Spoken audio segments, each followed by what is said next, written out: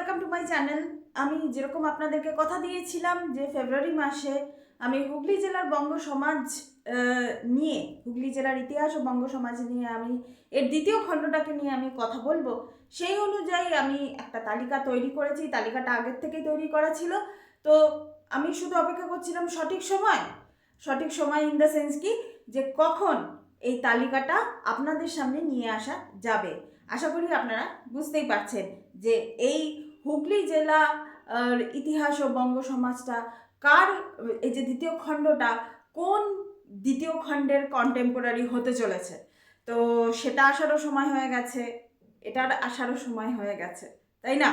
তো যাই হোক, এবার আমি যদি চলে আসি মূল বক্তব্যে, আমি এবার ঠিক করেছি যে জিনিসটাকে আরও বেশি ক্রিস্প, আরও বেশি কনস্ট্রাক্ট ওয়েতে মানে সাবজেক্টগুলোকে নিয়ে আসবো। ইন দ্য সেন্স, আমি আগে রিটিনটা দিতাম, সেটা আপনারা নিজেদের মতো করে যারা বুঝতে পারছেন, যারা বুঝতে পারছেন না সেটা পরের কথা, সেটা আপনারা নিজেদের মতো করে আপনারা একটা বক্তব্য রাখতেন। এরপর আমি ঠিক করেছি যে বাংলায় আমি ভিডিওতে এসে বলবো, এবং তার সঙ্গে সঙ্গে ইংলিশটা কন্টেম্পোরারি হিসেবে ইংলিশটাও আমি কিন্তু ওই কমিউনিটি ট্যাবে কিন্তু আমি দিতে থাকবো। তাতে কি হচ্ছে, বাংলা এবং ইংলিশ এই দুটো ভাষাতেই কিন্তু জিনিসটা মানুষের সামনে চলে আসছে। যে বাংলা বুঝতে পারবে খুব ভালো, আর যে ইংলিশ সবাই বুঝতে পারে কম বেশি, তো সেটাও কোনো অসুবিধা নেই। তাতে কি হচ্ছে, এটা অনেক বেশি সংখ্যক দর্শকের কাছে আমার মনে হয় এই জিনিসটা পৌঁছে যাবে। এই আইডিয়াটা কেমন লাগলো আপনারা অবশ্যই কমেন্ট করে জানাবেন। আর এরপর আমি যদি চলে আসি মূল বিষয়বস্তুগুলো কি কি থাকবে, প্রথম যে বিষয়বস্তুটা থাকবে সেটা হচ্ছে মুদ্রণ যন্ত্র। হুগলি জেলার মুদ্রণ যন্ত্রর ভূমিকাটা হুগলি জেলার ক্ষেত্রে কি ছিল, এবং তার যে প্রকাশিত হওয়া যেসব বইপত্রগুলো, সেই বইপত্রগুলো কি ছিল, কোথা থেকে এসেছে, সেই সব জিনিস নিয়ে থাকবে এখানে আলোচনা। এরপর হুগলি জেলার একজন বিখ্যাত ব্যক্তিত্বকে নিয়ে আলোচনা থাকবেন, তিনি হচ্ছেন গৌরী সেন, তাকে নিয়ে আলোচনা থাকবে। হুগলি জেলার মহারাজা নন্দকুমার, যার মানে মানে দেশ স্বাধীনতার ক্ষেত্রে নন্দকুমারের ভূমিকাটা কতখানি, সেটা নিয়ে থাকবে।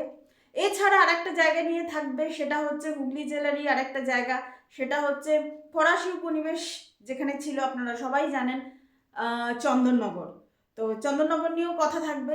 ৭৬-এর মন্বন্তর নিয়ে কথা থাকবে। ৭৬-এর মন্বন্তর রিয়েলি একটা ডার্ক সাইড, মানে যে সময় হয়েছিল, সে সময় যে কত লোক মারা গেছিল তার কোনো হিসাব নেই। ব্রিটিশ সরকার তো তাদের মতো করে হিসাব আমাদেরকে দেখিয়েছিলেন, আসলেই যে কত লোক মারা গেছিল সেটার কিন্তু হিসাব পাওয়া যায় না। খুবই দুর্বিষহ এবং খুবই একটা অন্ধকারময় সময় সেই সময়টা ছিল, ৭৬-এর মন্বন্তর।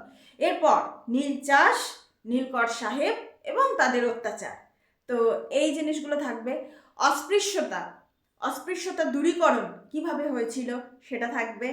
আরও কিছু কিছু জায়গা যেটা আছে, যেগুলোর ঐতিহাসিক গুরুত্ব অনেকটা আছে, আমারই নিকটবর্তী এলাকা আছে বাঁশবেড়িয়া, সেই জায়গা। আদি সপ্তগ্রাম কেন বিখ্যাত ছিল সেটা যারা এখানকার আদি বাসিন্দা কেন, যারা এমনি এখানে থাকেন তারাই জানবেন যে সপ্তগ্রাম বা আদি সপ্তগ্রাম কেন এত বেশি বিখ্যাত ছিল। এছাড়া আরেকটা জিনিস আমার ঠিক আইডিয়াতে নেই, সেটা হচ্ছে যে গুপ্তিপাড়ার মাঠ। আমি জানি না গুপ্তিপাড়া সম্পর্কে কিছু ঐতিহাসিক হয়তো জিনিস থাকতে পারে, কিন্তু গুপ্তিপাড়ার মাঠ এই জিনিসটা আমি এখনো আমার পড়ে হয়ে ওঠাও হয়নি, তো এই জিনিসটা আমাকে একটু পড়তে হবে গুপ্তিপাড়ার মাঠ সম্পর্কে। তো এছাড়া আরেকজন যিনি উল্লেখযোগ্য ব্যক্তিত্ব, তিনি হলেন নবাব সিরাজদৌল্লার যিনি সেনাপতি ছিলেন, তার নাম ছিল মোহনলাল, তার সম্বন্ধেও এখানে আলোচনা করা হবে। এবার আপনারা ভাববেন যে পলাশির যুদ্ধ হয়েছিল কোথায়, আর সেখানে হুগলির ক্ষেত্রে মোহনলালের ভূমিকাটা কি, সেটা তো যখন আমি বলবো তখনই আপনারা বুঝতে পারবেন। এছাড়া এখানে একটা উল্লেখযোগ্য বংশ আছে, দুটো উল্লেখযোগ্য বংশ আছে, একটা হচ্ছে মুখোপাধ্যায় বংশ, আর একটা হচ্ছে গোস্বামী বংশ, এই বংশগুলো আছে। এছাড়া চৈত্র সংক্রান্তির যে ইতিহাস, কিছুদিন আগে চৈত্র সংক্রান্তি চলে গেল, চৈত্র সংক্রান্তির যে ইতিহাস সেটা আপনারা জানতে পারবেন। তারকেশ্বর সম্পর্কে জানতে পারবেন। এছাড়া আরেকটা ইন্টারেস্টিং জিনিস আছে, সেটা হচ্ছে হেস্টিংসের বাগান বাড়ি, এটার সম্পর্কে জানতে পারবেন। নিমাই তীর্থের ঘাট, এই এই বিষয়বস্তুগুলো থাকবে। এছাড়া রানী ভবশঙ্করী, মানে এরকম একজন চরিত্র হুগলি জেলায় ছিলেন সেই সময়, রানী ভবশঙ্করী। দুর্গেশ নন্দিনীর ঐতিহাসিক যে ভিত্তিটা, সেই ভিত্তিটা কোথা থেকে তৈরি হয়েছিল, সেই সমস্ত জিনিস থাকবে এই বিষয়বস্তু। আমার মনে হয় এই 20টা বিষয়বস্তুর মধ্যে আপকামিং এটার যে ওই অ্যাটাচ করার যে পার্ট 2 আসবে, তার জন্য আমার মনে হয় এনাফ। হ্যাঁ, আমার কিছু সারপ্রাইজিং কিছু জিনিস থাকবে, যেমন কিছু ম্যাপ ট্যাপ দেখানো। আমি এবার আর ছবি তুলে আর ম্যাপটা দেখাবো না, হাতে এঁকেও দেখাবো না। কিভাবে দেখাবো তাহলে? সেটা সারপ্রাইজ থাক। সেটা তো এখনও ফেব্রুয়ারি মাস পড়ে রয়েছে, সেটা সারপ্রাইজ থাক। সেটা আমি সেইভাবে কিছু ভাবনা চিন্তা আমি করেছি, যদি সেটা সম্ভব হয় তাহলে এই পার্ট 2টা, যেই পার্ট 2 এর কথা আমি বলছি, এটাকে এর সামনে কেউ দাঁড়াতে পারবে না, নো বডি, কেউ দাঁড়াতে পারবে না এটার সামনে।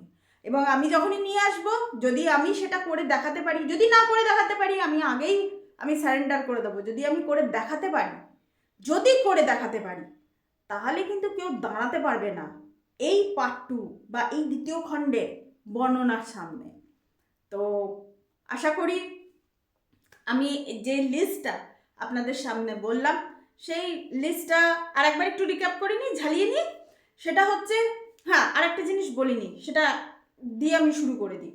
চুঁচুড়ো সোম পরিবার বলে একটি পরিবার আছে, বিখ্যাত পরিবার আছে, ছিল বা এখনও হয়তো আছেন তারা। তো সেই পরিবার সম্পর্কে একটা ইনফরমেটিভ ভিডিও বা কিছু লেখা থাকবে। মুদ্রণযন্ত্র ও তার ব্যবহার, তার প্রকাশনা, সেটা নিয়ে থাকবে। 76-এর মন্বন্তর এবং হুগলি জেলাতে কি কি হয়েছিল সেটা নিয়ে থাকবে। গৌরী সেন, তার সম্বন্ধে এখানে কিছু বলা থাকবে। হুগলি জেলা ও মহারাজা নন্দকুমার তার এবং স্বাধীনতার যে ভূমিকা স্বাধীনতার ক্ষেত্রে, সেটা নিয়ে কথা থাকবে। এছাড়া চন্দননগরকে নিয়েও কথা থাকবে। চন্দননগর এবং ফরাসি সাম্রাজ্য, চন্দননগর মানেই ফরাসি সাম্রাজ্যের কথা এখানে চলেই আসবে। এছাড়া অস্পৃশ্যতা দূরীকরণ, বাঁশবেড়িয়া, সপ্তগ্রাম, পোলবা, মহানাদ, এইসব জায়গাকার কথা এখানে থাকবে। গুপ্তিপাড়ার মাঠ, যেটা আমি আপনাদেরকে উল্লেখ করলাম। এছাড়া আরও যে দুটো পরিবারের সম্পর্কে এখানে থাকবে, সেটা হচ্ছে মুখোপাধ্যায় পরিবার বা মুখোপাধ্যায় বংশ। এখানে আমি জানি না এখানে লেখক কিভাবে উল্লেখ করেছেন এই জিনিসটা, যে মুখোপাধ্যায় বংশ দিয়েছেন, এদিকে গোস্বামী বংশ দিয়েছেন, এদিকে সোম বংশটা না দিয়ে পরিবার দিয়েছেন। তার মানে কি বোধহয় ফার্স্ট বা সেকেন্ড জেনারেশনে কিছু হয়তো বিখ্যাত কোনো কাজ করেছিলেন, সেই হিসাবে হয়তো নথিভুক্তিকরণ হয়েছে। আর এটা বোধহয় পুরো বংশ জুড়েই বোধহয় এদের একটা কি বলবো, একটা একটা একটা দাবদাবা বলতে যেটা বোঝায় সেটা ছিল, আমার মনে হলো তাই। কারণ আলটিমেটলি সোমও একটা টাইটেল, মুখোপাধ্যায়ও একটা টাইটেল, গোস্বামীও একটা টাইটেল। তো এদের বেলায় বংশ, ওদের বেলা পরিবার, সেই জন্য আমি একটু কনফিউজড। তো চৈত্র সংক্রান্তির মেলা, সেটা হেস্টিংসের বাগান বাড়ি, ভীষণ ইন্টারেস্টিং, এসব সাহেবদের বাগান বাড়ি খুব ইন্টারেস্টিং জিনিস। তারপর নিমাই তীর্থের ঘাট, রানী ভবশঙ্করী তিনি কে ছিলেন সেই সম্পর্কে, দুর্গেশ নন্দিনীর যেটা ঐতিহাসিক ভিত্তি সেটা কেমন ছিল, এই সমস্ত জিনিস নিয়ে থাকবে। পার্ট 2, কিসের পার্ট 2 ভাই? আমি কোনো সিনেমা আর্টিস্ট নই। এটা থাকবে হুগলি জেলার ইতিহাস ও বঙ্গ সমাজ। Thank you so much, that's all. Please keep watching and please subscribe my channel. Till then, goodbye.